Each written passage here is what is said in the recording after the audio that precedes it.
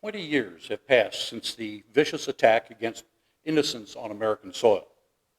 It is right for us to remember that tragedy on the anniversary of September 11, 2001. But it is not right for us to forget the meaning or the message. We must not forget, for if we do, the sacrifice who gave their lives on that infamous day will have been in vain. The event brought all Americans closer, helped us to remember what it means to be an American, and instilled in us a fresh patriotism and a new perspective. September 11, 2001 helped us focus on what's important, gave us a new sense of patience with our fellow human beings, and brought us closer to God, seeking comfort. But 20 years later, those memories and the lessons learned are fading. We must not forget, for if we do, the sacrifice of those who gave their lives on that infamous day will have been in vain. You may have heard of him, Admiral Isiroko Yamamoto. Admiral Yamamoto is the most famous naval airman and military technician in Japan in the 20th century. His naval exploits began during the Russo-Japanese War in 1904 and continued through the middle of World War II. In 1919, at the age of 34, then Commander Yamamoto was sent to America to attend Harvard University, where he studied English and the petroleum industry for 2 years and mastered bridge and poker. He returned to the United States as the Japanese naval attaché and served in that capacity from 1925 to 1928. And being a student of human nature, he learned about Americans. As a vice admiral, the officers under his command received vigorous and often unorthodox training. Yamamoto would sometimes put tacks on the seats of their chairs as a reminder of the need for constant vigilance. Admiral Yamamoto was an inveterate gambler too, and he made his aides learn poker as training in the art of bluff and surprise. As commander of the Pacific Fleet, Admiral Yamamoto was the author of the attack on Pearl Harbor, as well as other campaigns in the Pacific during the early phase of World War II. But did you know that Admiral Yamamoto was reluctant to attack the United States and bring them into the war? He knew Americans. Also, he was familiar with the manufacturing capabilities of the United States and estimated it would take the U.S. 1 to 2 years to gear up for production. In the Admiral's protest to the superiors, he said, "In the first 6 to 12 months of war, I will win victory upon victory. But then, if the war continues after that, I have no expectation of success." Upon learning of the successes of the Japanese raid on Pearl Harbor, Yamamoto was heard to say, "I fear all we have done is awaken a sleeping giant and fill him with a terrible resolve." The American resolve rose to the occasion. The country mobilized its manufacturing might, and men and women volunteered to fight, creating an invincible force. Along with our allies, we fought in 2 theaters and defeated not only the Japanese, but the German and Italian armies as well. The resolve of our ally, Great Britain, was made evident in a speech by Prime Minister Winston Churchill in 1941 at the height of World War II, when he said, "Never give in.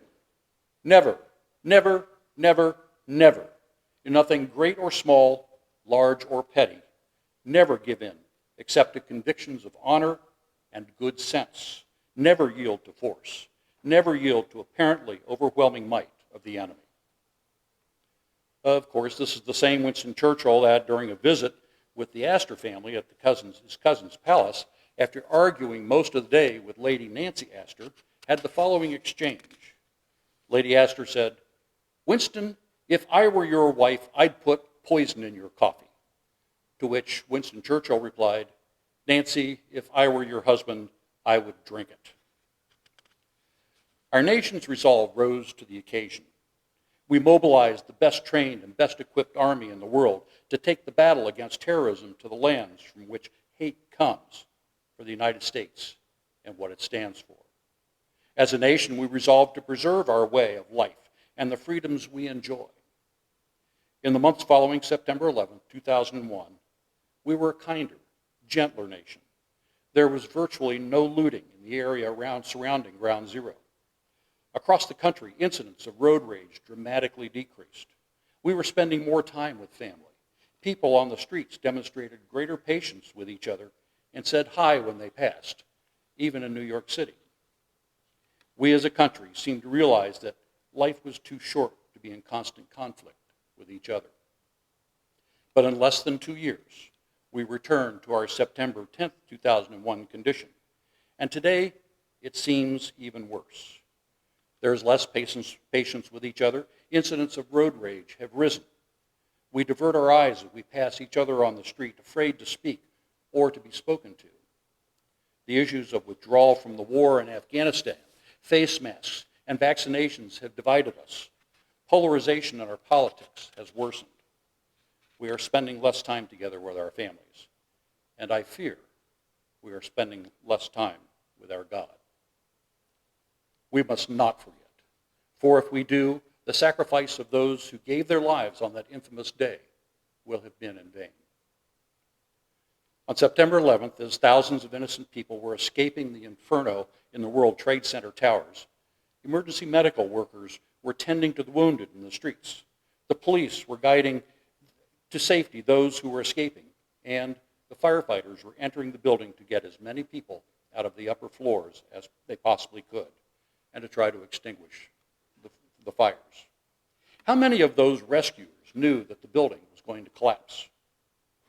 As I watched the events unfold on television, along with millions of others around the world, and as a firefighter and paramedic with more than 30 years of experience at that time, I knew. And I can assure you that many of them did too. Yet, they still entered the buildings knowing the fate that awaited them. Was it their sense of duty? Was it their resolve to do what they could to right a perceived wrong? Was it their desire to save as many lives as possible, even though they would lose their own? Most accounts of that horrible day acknowledge that many more occupants of those twin towers would have perished had it not been for the bravery and sacrifice of those men and women, first responders.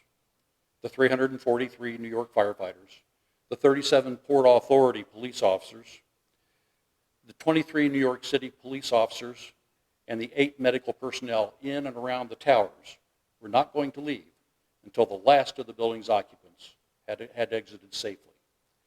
But instead, they perished along with more than 2,400 innocent civilians whose time had run out. We must not forget those who every day fight the battle against the ravages of fire, the carnage on our roadways, criminal activities, and devastating diseases and illnesses. They are not movie stars, sports figures, high-level politicians, or CEOs of large corporations. They are your next-door neighbors. They are average Americans. They are the real heroes. I want to share with you a poem written by Chris Darby of Columbia County Ambulance shortly after September 11, 2001. The call went out on September 11. How are we to know God would call our rescuers to heaven? Police, rescue, ambulance, and fire doing a job which they desire, doing what they did best in helping others. Our fallen heroes, our sisters, our brothers. If they were called to do it again, you know they would, those women and men. They gave of themselves while doing their best. The ultimate sacrifice has laid them to rest. The memories of those who gave their lives as tragic event caused tears in our eyes. Those who perished did not go alone.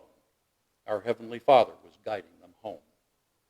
Our brothers and sisters whom have perished, be assured your memories will be cherished. In our hearts and minds, our heroes we love, who now watch from heaven above. With God beside them as they look down, they want us to smile, not cry or frown. Our heroes now twinkle every night.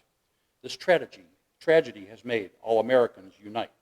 Their deaths, be assured, were not in vain. Justice will prevail and ease our pain.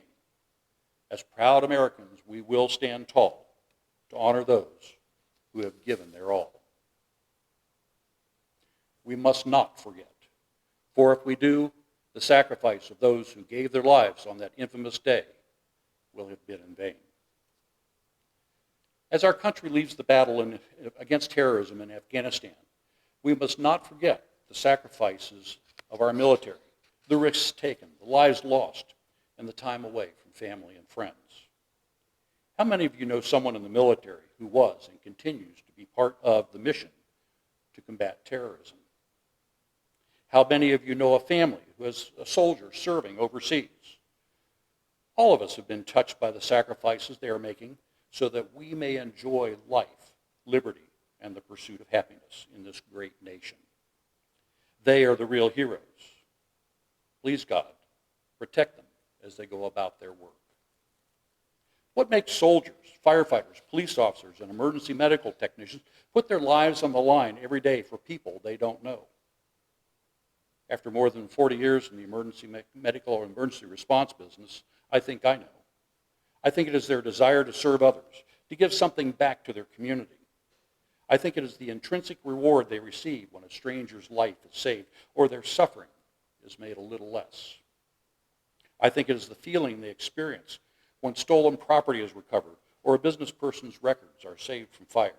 Or maybe it's the adrenaline rush one gets when responding to an emergency with lights flashing and sirens blaring. And for some, it is a calling from God. Jesus, when talking to his disciples, as written in John 15, said, "This is my commandment. Love one another, just as I love you." The greatest love a person can have for his friends is to give his life for them. Jesus did. And so do our nation's first responders and soldiers. I wish you could see the sadness of a businessman as his livelihood goes up in flame, or the anguish of the family returning home only to find their house and belongings destroyed.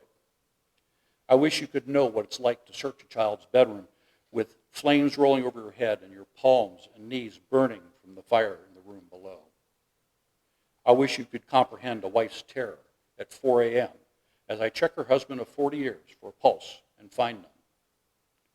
I begin CPR anyway, even when knowing it's too late, but wanting the family to know that everything possible was done. I wish you could know the acrid smell of a burning home, the taste of soot-tainted mucus, the feeling of intense heat through your firefighter turnout gear, the sound of flames crackling, and the eeriness of being able to see nothing through dense black smoke.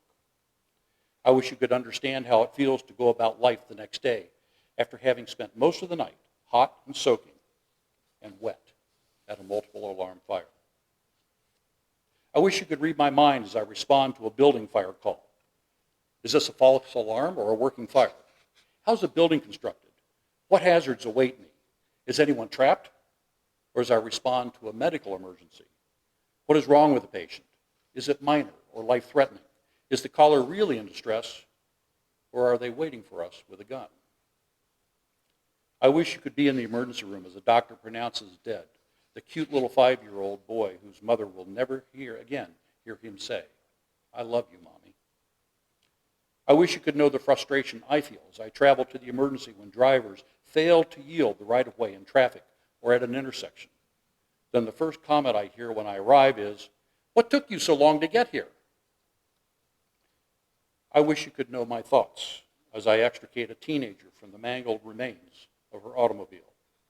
What if she was my sister, my mother, my wife, my daughter? How will her parents react when the police officer knocks on their door with his hat in his hand? I wish you could understand what it feels like to have a little girl tug at your arm and ask, "Is my mommy okay?" You cannot look her in the eyes and have to choke back tears while not knowing what to say. I wish you could know how it feels to walk in the door of your home, greet your loved ones, and not have the heart to tell them that you nearly did not come back from that last call. I wish you could know the physical, emotional, and mental drain of missed meals, lost sleep, foregone social activities, and the tragedy my eyes have witnessed. Then again, I wish you could know the brotherhood, the sisterhood, the self-satisfaction of helping save a life, preserving someone's property to bring order out of chaos in a time of crisis. Winston Churchill said it well in the House of Commons on August 20th, 1940, as the Battle of Britain peaked. Never in the field of human conflict was so much owed by so many to so few. We must not forget. For if we do, the sacrifice of those who gave their lives on that infamous day will have been in vain.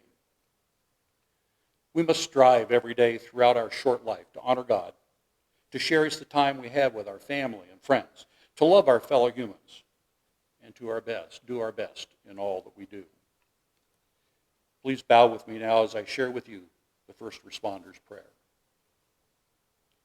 As I perform my duties, Lord, whatever be the call, help to guide and keep me safe from danger, big and small. I want to serve, to do my best, no matter what the scene. I pledge to keep my skills refined, my judgment quick and keen. This calling to give of myself most do not understand, but I stand ready all the time to help my fellow man. To have the chance to help a child, to resolve his laugh with glee. A word of thanks I may not hear, but knowing is enough for me. The praise of men is fine for some, but I feel truly blessed that you, O Lord, have chosen me to serve in fire, police, and EMS. Amen.